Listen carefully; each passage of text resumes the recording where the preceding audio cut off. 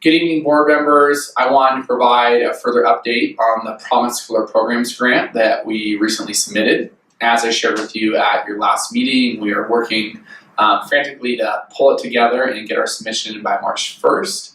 I'm pleased to say that we did so. And although I'm not able to join you tonight in person, I wanted to share with you a little bit of overview more about this grant and this program and why it makes sense for LTCC, especially right now. So, the Promise Scholars Program is something that actually takes place right now at Skyline College. They're a college in the system that is often revered for their good and important work with students. It is part of the San Mateo County Community College District, and they actually received a grant from the Chancellor's Office called the Innovations in Higher Education Grant. And this grant fund went to Skyline and it said, hey, you're doing such good work with this Promise Scholar program, we want to replicate that at other colleges within the system. And so we are going to give you this money. We want you to expand it to the colleges within your district, so that's Kenyatta College and San Mateo College that are all part of the San Mateo County Community College District. And then we're going to open it up for a competitive grant process to any of the California community colleges in the state, and you're going to select 3 of them to participate in this grant. And not only are they going to get $150,000 to help improve their Promise programs and replicate the key tenets of the Skyline Promise Scholars Program, but they're also going to get that support, that networking, that technical expertise with you to help them improve and evolve their program. So why does this matter? Why are we interested in this grant? Why now?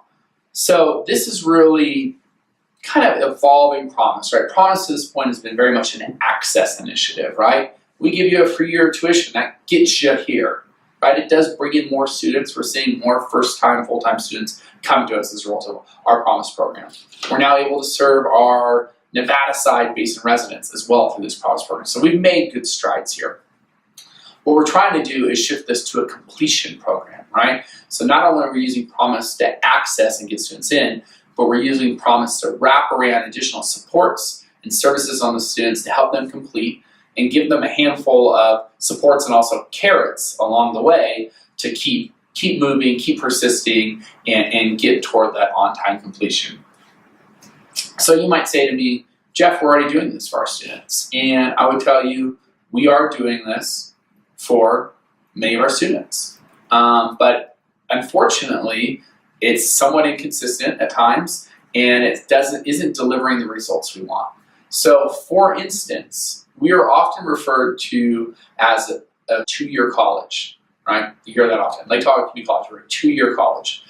Well, out of our first-time, full-time students that started in fall 2014, fall 2015, and fall 2016, so 3 different cohorts there, we had a 9% 2-year completion rate, meaning only 1 out of 10 of those first-time, full-time students actually completed within 2 years, right? So based on that, I can tell you that we're not really a 2-year college, right? It's almost false advertising. We're not delivering on that level. So you might say, hey, our students have needs, they have challenges. That is all true, as do community college systems up and down the state and nationally. So what's the national average look like for 2 years? It's 13%, right? So we're not far off that. Nationally, they're not doing much better. So what are we going to get out of this program? Well, the Skyline Promise Scholars Program, it's actually not, it's original, but it also is modeled off an existing program, a program that's been around for a long time at City of New York University's CUNY, their community college system, and they have a program they call it the ASAP model, which stands for Accelerated Study in Associate Programs. And this ASAP model is very much a Promise program, but it has these additional wraparound services of additional lending library, book stipends, transportation support, additional counseling and guidance, peer mentoring, all those things that wrap around the Promise students. In addition to the free tuition, what's their 2-year completion rate? 28%. 3 times greater than ours, right? So when I see those kind of numbers, say, what is that college doing and what can we learn from it? It doesn't mean we need to do everything they do or everything Skyline does, but what can we learn from it and how can we make it very much a Lake Tahoe approach here to better serve our students. So, but we do know we have many student success stories. You see those students, you get to meet them, you see them at graduation, and we do. But this is about helping these success stories reach more students and in a more timely fashion, right? So let's talk about 3-year graduation rate. So that same cohort of 2014, 2015, 2016, 3-year rate, graduation rate, completion rate at LTCC is 19%.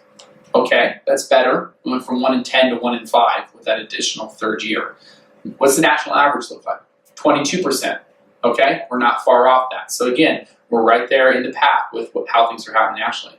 Well, what's the CUNY model having? The CUNY ASAP model?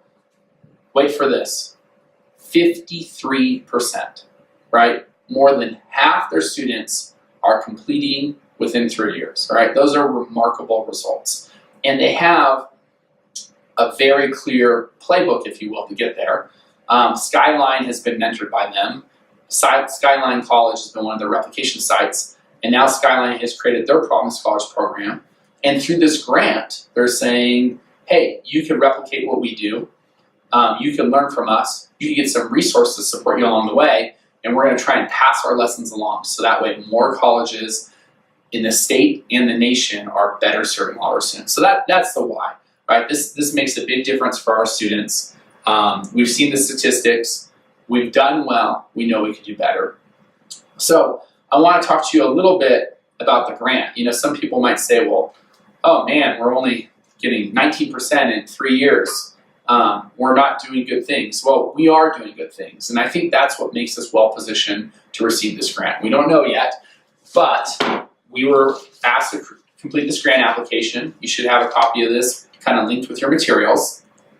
And it's a pretty lean grant application, but a lot of it's a readiness survey saying, what have you already done? What have you put in place? And we've done a lot of the core components. This grant's about bringing them together. And the core components include getting additional funding beyond state funding, but funding through our foundation to support our students that aren't, such as our Nevada Basin students that aren't supported by Promise.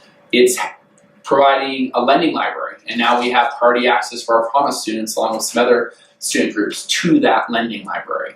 It is doing things like our partnership with Advance that brings transportation in the form of free bus passes to all our LTC students. So we've actually done many really good things to better prepare us for this. We have a board goal around expanding a peer mentoring program for Promise students. That's one of the outcomes of this grant, right? So we have many of the things in place. We've done good work here. This is about going from good to great. This is about being better, right? If you remember our goal 3, launch and expand a basin-wide Lake Tahoe College Promise, right?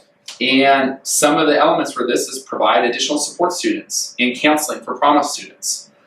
Keep students engaged through peer-to-peer mentoring and learning cohorts, right? So these are the type of things that we said we were going to do in our goals. And this grant is a good support and accelerator to help make all those things happen. So I encourage you to give the grant a look. Like I said, it's pretty lean. We were only allowed 2,500 words.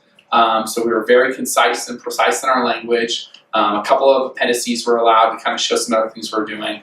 But I think it speaks very well to who we are as an institution, what we've done, and why we're going to be well prepared for receiving, for implementing this program if we were to receive the grant.